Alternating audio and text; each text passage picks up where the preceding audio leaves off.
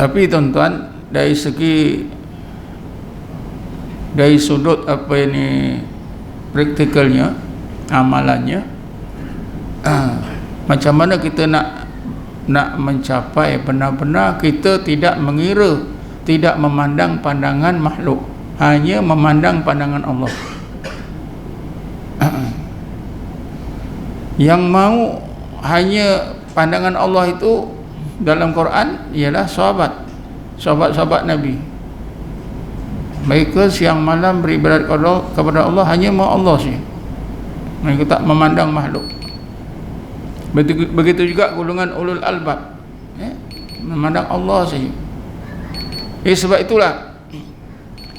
itulah kita kena fikirkan apakah amalan yang patut kita amalkan supaya kita dapat istiqamah, tidak memandang pandangan makhluk, tapi kita tetap memandang pandangan Allah. Menurut Ibnu Athaillah juga, pernah saya terangkan dalam kuliah yang lepas, caranya ialah kita mengharapkan Allah kurniakan kepada kita apa dia? Allah hidupkan hati kita. Kerana hati kita yang mati itulah yang menyebabkan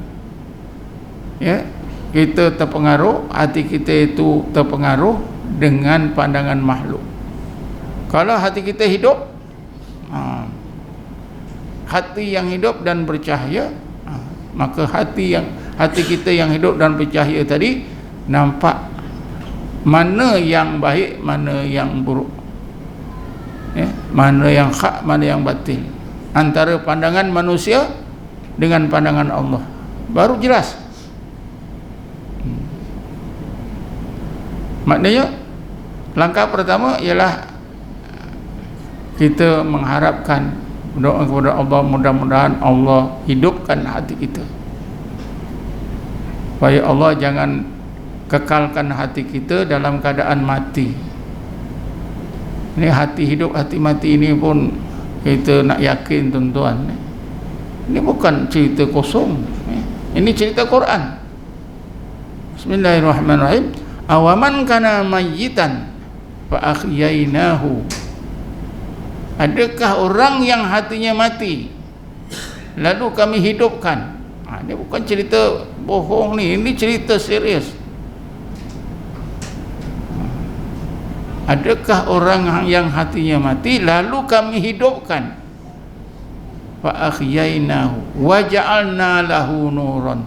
Bila hidup barulah layak menerima nur, hidayat yang khusus daripada Allah. Jadi artinya tuan-tuan, hati yang mati dengan hati yang hidup tu adalah berbeza sangat. Hati yang hidup Allah beri cahaya, hati yang mati tak ada cahaya. Bila dah hidup, dah diberi cahaya oleh Allah, maka Allah berkata, Allah berfirman, yamshi bihi finnas. Hati yang hidup, hati yang bercahaya ini tuan-tuan, kita boleh gunakan untuk apa? Untuk memahami, menerima berbagai ilmu daripada Allah, untuk kita gunakan dan untuk kita ajarkan kepada orang ramai. Yamshi bihi finnas kaman masaluhu bidzulumat. Adakah sama dengan orang lain yang hatinya tetap mati, berada dalam kegelapan yang tak boleh keluar sama sekali dari kegelapan itu? Kita jangan kata ini orang kafir. Orang Islam pun selagi hatinya belum dihidupkan oleh Allah, hatinya mati. Orang yang hati mati itulah orang awam. Kenapa orang awam? Hatinya mati. Coba tuan-tuan tengok apa beza orang awam dengan orang khawas. Bezanya ialah orang khawas itu hatinya hidup, orang awam tu hatinya mati. Itu saja. Jadi bezanya antara yang mati dengan yang hidup. Kalau lebih senang lagi antara yang jaga dengan yang tidur. Kalau yang mati dengan hidup kita pun boleh pakai. Yang mati itu macam mana? Kalau orang mati letakkan di surau ni 2 hari saja, agak saya tuan-tuan pun tak mau masuk surau. Abang hidup, insya-Allah 1 bulan pun boleh, tak ada apa-apa ya. Kalau kita nak lihat keadaan orang jaga dengan orang yang tidur pun boleh juga, sama je. Itu misal itu digunakan semua oleh orang-orang sufi. Orang yang tidur dengan orang yang jaga, tentu berbeza. Orang yang tertidur, kalau tidurnya nyenyak, memang tak tahu apa-apa. Itulah hati yang mati ya. Jadi Ibnu Athilah memberi panduan kepada kita. Pertama sekali mestilah kita mengharapkan Allah menghidupkan hati kita, lalu Allah nanti akan jadikan atau limpahkan cahaya hidayat yang khusus ke dalam hati kita yang hidup. Ini yang kita nak ni tuan-tuan. Nak hidupkan hati itu supaya kalau kita hendak hati kita hidup, mesti kita beramal dengan zikir. Jadi zikir lah. Kalau kita berzikir terus, Allah cepat hidupkan hati kita. Sebab itu Ibnu Athilah